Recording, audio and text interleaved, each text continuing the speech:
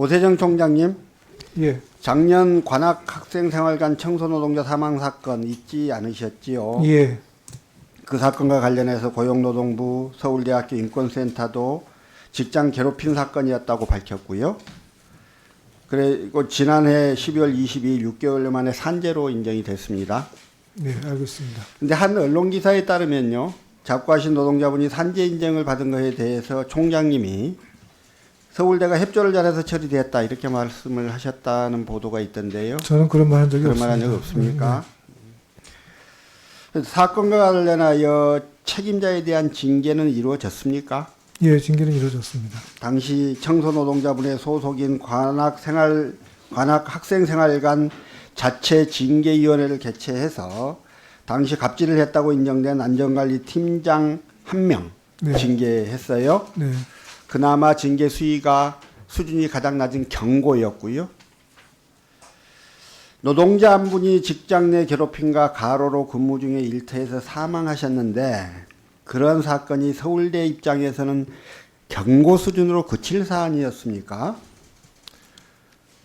그 징계위원회가 아시겠지만 이 해당자가 자체 직원이었기 때문에 서울대학 내에서 자체로 징계를 한 건 아니고요. 관악사 내에서 자체 징계위원회를 열었습니다. 자, 그러면요 이어서 물을게요.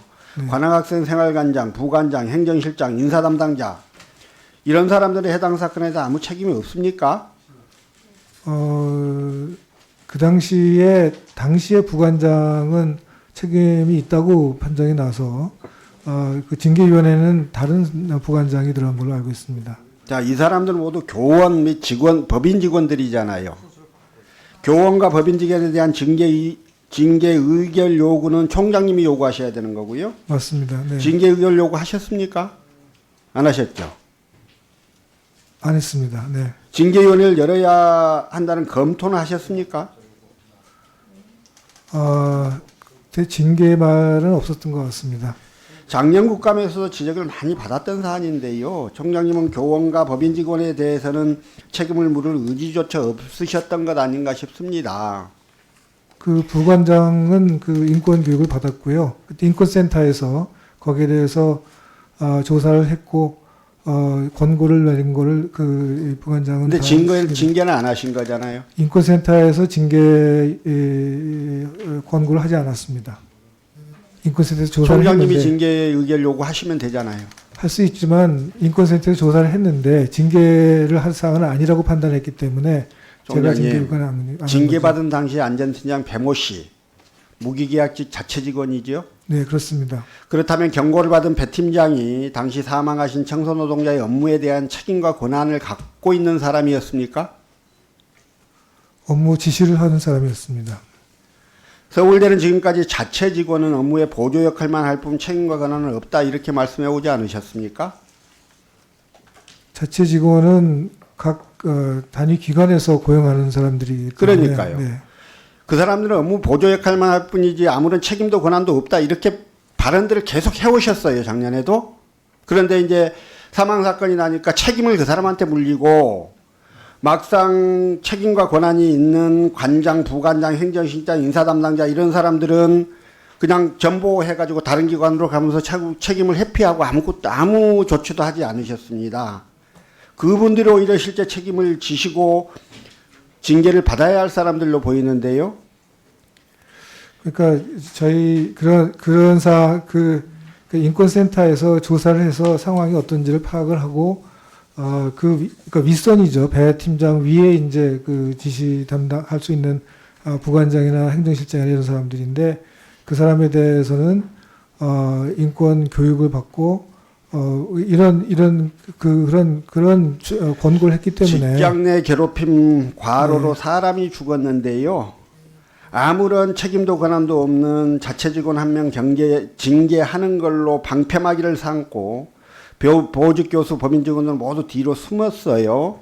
그리고 그에 대해서 인권센터의 권고도 그러했거니와 총장님도 그에 대해서 아무런 조치를 취하지 않으셨습니다.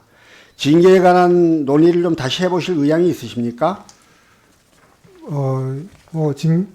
징계를 하려 그러면 일단 인권센터에서의 권고가 있거나 그래야지 되는 거로 저희가 판단하고요. 인권센터의 예, 조사 내용은 보기는 하셨어요? 예, 봤습니다. 예, 그건 그런데 사람들이, 징계할 네. 사항들이 전혀 들어있지 않던가요? 네, 거기 그 사실 인권센터 조사할 때 이 사항은 하도 언론에 관심이 많아서 외부 위원들이 굉장히 많이 들어가 있었고요. 거기에 검찰 출신도 있었고 관리에 대한 책임도 안 져요? 평상시에 아무 책임도 권한도 없고 보조 업무만 한다라고 하는 자체 직원 한 명 징계해놓고 실제로 책임과 권한이 있는 사람들은 아무런 책임도 안 지고 최소한 관리에 대한 책임이라도 져야 될 거 아닙니까? 글쎄요, 그게 이제 어느 정도인가는 판단을 해야 되겠죠. 그 판단을 예. 구체적인 사안을 제가 판단하기가 쉽지 다음 않아서. 질의 네. 드릴게요. 오늘 제가 서울대 법인화 10년을 되돌아본다는 정책 자료집을 놓아드렸습니다. 오늘은 회의 때문에 못 보셨을 것 같은데요. 지금 참 봤습니다. 참 감사합니다. 이렇게 관심을 가져주셔서 감사합니다. 제가 이 정책 자료집을 준비하면서 서울대 운영 실태를 들여다봤는데요. 많이 실망했습니다. 법인화 이후 지난 10년의 서울대를 정의하면 불투명한 그들만의 리그다 이렇게 좀 표현할 수 있었습니다. 화면 한번 보실까요? 작년 8월에 공개된 서울대학교 종합감사 결과입니다. 총 58건이 지적됐고 666명이 교육부 감사 처분을 받았습니다. 감사 결과 보고서 페이지만 180페이지. 법인화 이후 10년 동안 자율성을 강조하던 서울대의 운영 실태치고는 너무 부끄러운 결과 아닌가 싶고요. 법인화 이후 서울대 문제는 일상적인 관리가 제대로 안 됐기 때문으로 저는 생각이 듭니다. 2012년부터 2021년까지 10년간 서울대 회계법인 감사 현황위원 보십시오. 회계법인의 감사 결과 지적사항이 한 건도 없었습니다. 그런데 다음 화면 보시면요. 이 교육부 종합감사 결과 법률 자문료 및 소송비용 부적정, 업무 추진비 미정산, 학생 연구원 인건비 일괄 처리 등 연구비 부당집행, 연구 과제 여비 네, 추가 1분 사용하시죠. 네. 재정국 및 회계상의 부정 비리가 적발이 됐어요. 회계감사가 제대로 진행되지 않은 것으로 볼 수밖에 없는데요. 근데 이게 단지 회계감사를 한 회계법인의 문제라고는 보여지지 않아요. 서울대는 기본적으로 투명하지 않았습니다. 다음 화면 보십시오. 서울대와 사립대 예결상 관련 서류의 공시를 비교한 자료인데요. 사립대학의 경우 예산서를 공개하되 각 항목의 관 항목과 산출 근거를 공개하도록 하는 한편 서울대는 산출 근거를 공개하지 않고 있습니다. 사립대는 예산 관련 법인 이사의 회의록, 대학 평의회 자문 내용, 등록금 심의위원회 회의록을 함께 공개하지만 서울대는 그렇지도 않습니다. 결산 관련 자료도 마찬가지예요. 또 다른 불투명 사례를 보실까요? 서울대와 사립대 법인이사의 회의록 공개 규정 비교입니다. 서울대는 이사의 회의록이 아니라 의사록 또는 의사 결과만 공개하고요. 공개 기간도 사립대의 경우 회의일로부터 10일 이내 공개하며 1년 동안 공개하도록 규정하고 있는데 서울대는 3개월만 공개하도록 되어 있어요. 이사회만 이럴까? 대학 평의회의 경우 회의록이 아닌 주요 사항만 공개하도록 규정하고 있고요. 재경위원회, 학사위원회, 장학복지위원회, 집창원, 진흥위원회 회의록 공개 규정은 아예 없었습니다. 세계적인 대학이 되겠다고 하는 서울대의 법인화 이후의 모습이 이렇습니다. 이 자료집에서 지적한 내용을 좀 보시고요. 개선 방안을 가능하면 종합감사 전까지 제출해 주셨으면 좋겠습니다. 그렇게 해주시겠습니까?